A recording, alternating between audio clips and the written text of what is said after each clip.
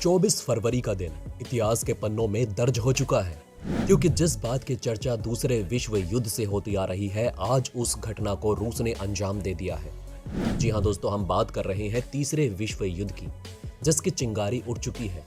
रूस के राष्ट्रपति के फैसले ने पूरी दुनिया को संकट में डाल दिया है, क्योंकि रूस और यूक्रेन के बीच महायुद्ध शुरू हो चुका है।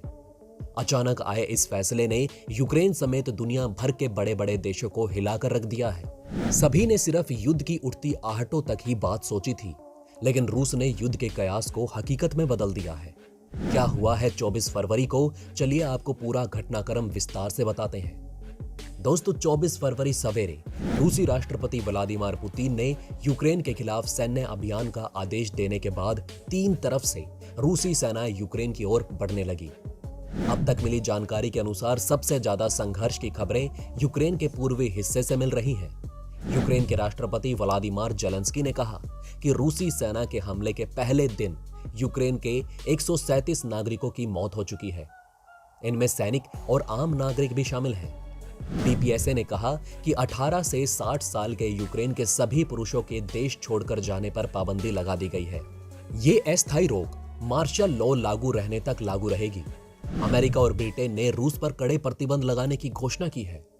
दोनों ने रूस की मदद करने के लिए बेलारूस पर भी प्रतिबंध लगाए हैं। अमेरिका ने कहा, डॉलर में बिजनेस करने की रूस की क्षमता को सीमित किया जाएगा।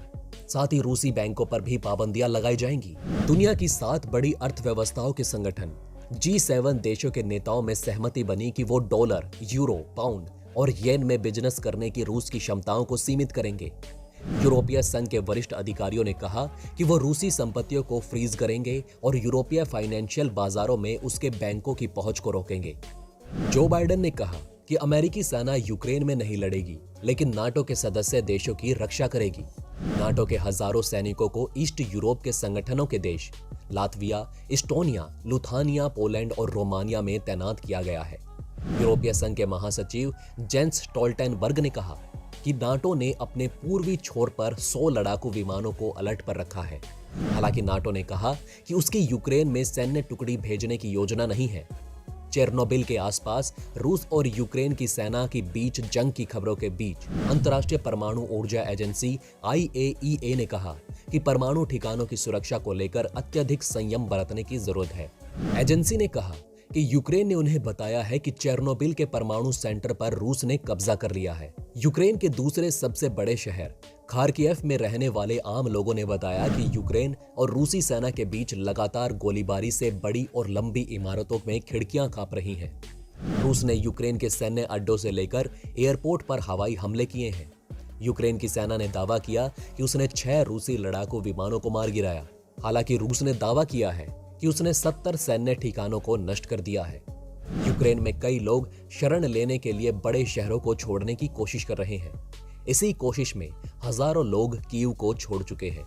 वहीं यूक्रेन के राष्ट्रपति व्लादिमीर जेलेंस्की ने देशवासियों से कहा कि वे देश की रक्षा करने के लिए तैयार रहें और उन्होंने हर इच्छुक व्यक्ति को हथियार देने का आश्वासन दिया है।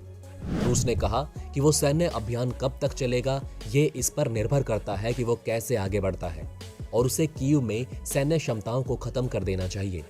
पुतिन ने यूक्रेन पर हमले के फैसले को सही ठहराते हुए कहा कि रूस की सुरक्षा के लिए उनके पास इसके सिवाय कोई और ऑप्शन नहीं था। तो चलिए दोस्तों, आपको 24 फरवरी को हुई पूरी घटना के बारे में समझाते हैं। दोस्तों, रूसी राष्ट्रपति व्लादिमीर पुतिन के आदेश पर रूस ने दक्षिण के अपने पड़ोसी देश यूक्रेन पर बड़े स्तर पर सैन्य हमला शुरू कर दिया। रिपोर्ट ये आ रही है कि रूस अपने हमले में यूक्रेन के सारे सैन्य बुनियादी ढांचों को निशाना बना रहा है। साथ ही रूसी सेना सभी संभव दिशाओं से यूक्रेन में घुस रही है। यूक्रेन का पूरा देश धमाकों की आवाजों से गूंज गया है। जी हां दोस्तों, आपको बता दें कि कीव में और पूर्वी यूक्रेन में दोनेत्स्क और क्रामातोर्स्क इलाके में जोरदार धमाकों की आवाजें सुनाई दी। यूक्रेन के राष्ट्रपति व्लादिमीर जेलेंस्की ने हमले की जानकारी देते हुए राष्ट्र के नाम एक वीडियो संदेश में कहा कि पुतिन ने यूक्रेन के खिलाफ पूरी तरह से चढ़ाई कर दी है। उन्होंने कहा कि रूस ने यूक्रेन के बुनियादी ढांचों पर मिसाइलें दागी हैं और बॉर्डर गार्ड पर भी हमले किए हैं। हालांकि रूस के रक्षा मंत्रालय ने यूक्रेन के शहरों पर हमले से ये कहते हुए इनकार किया है कि वो सैन्य बुनियादी ढांचों, एयर डिफेंस और एयर फोर्स पर अपने उच्च स्तरीय सटीक हथियारों से हमला कर रहा है। यूक्रेन के राष्ट्रपति ने राष्ट्र के नाम अपने संबोधन में बताया कि पूरे यूक्रेन में मार्शल लॉ लागू कर दिया गया है। यूक्रेन के राष्ट्रपति ने कहा, कोई दहशत नहीं है, हम मजबूत हैं, हर बात के लिए तैयार हैं, हम हर किसी को हराएंगे क्योंकि हम यूक्रेनी हैं। उन्होंने अपने संबोधन में कहा कि रूस की कार्यवाही यूक्रेन की अखंडता और संप्रभुता का उल्लंघन है। हमारी सीमाएं अभी भी पहले जैसी हैं और बनी रहेंगी क्योंकि रूस के बयानों से कोई फर्क नहीं पड़ता। यूक्रेनी राष्ट्रपति ने इससे पहले लड़ाई रोकने की कोशिशें करते हुए चेतावनी दी थी कि रूस यूरोप में एक बड़ी लड़ाई शुरू कर सकता है। इसके साथ ही रूस के नागरिकों से आग्रह किया था कि वो रूस के इस कदम का विरोध करें। तो चलिए दोस्तों, अब आपको बता दें कि पहले दिन जंग में किस किस जगह पर हमले हुए। आपको बता दें कि यूक्रेन के राष्ट्रपति ने अपने वीडियो बयान में यह विस्तार से बताया कि रूस ने यूक्रेनी सेना के बुनियादी ढांचे और उनकी सीमा पर तैनात यूनिटों के साथ हमला कहां-कहां किया है। अधिकारियों ने कहा कि यूक्रेन की राजधानी कीव के अलावा निप्रो और खार्किव में सेना मुख्यालय, हवाई पट्टियों और सैन्य वेयर हाउसों पर हमला हुआ है। यूक्रेनी राष्ट्रपति ने कहा कि रूस ने उनकी सीमा पर लगभग 2 लाख सैनिकों और हजारों बख्तरबंद गाड़ियों को तैनात कर रखा है। इसके साथ ही टैंक और सेना यूक्रेन में घुस चुकी है। जी हां दोस्तों, यूक्रेन ने बताया कि उसके पूर्वी, दक्षिण और उत्तर सीमाओं में टैंक और सेना घुस रही है। यूक्रेन के बॉर्डर गार्ड सर्विस ने बताया कि रूस का सैन्य दस्ता बेलारूस से यूक्रेन के उत्तरी चेर्निहाइव इलाके में और रूस से सूमी क्षेत्र घुस चुका है। बेलारूस लंबे समय से रूस का सहयोगी रहा है। विश्लेषक इसे रूस का क्लाइंट देश बताते हैं। वहीं लुहांस्क और खार्किव के साथ ही क्रीमिया के खेरसन क्षेत्र में भी रूसी सैन्य दस्ता पहुंच चुका है। डीपीएसयू ने बताया कि रूस ने सबसे पहले अपने टैंक से हमले किए, जिसमें बॉर्डर गार्ड्स जख्मी हुए थे।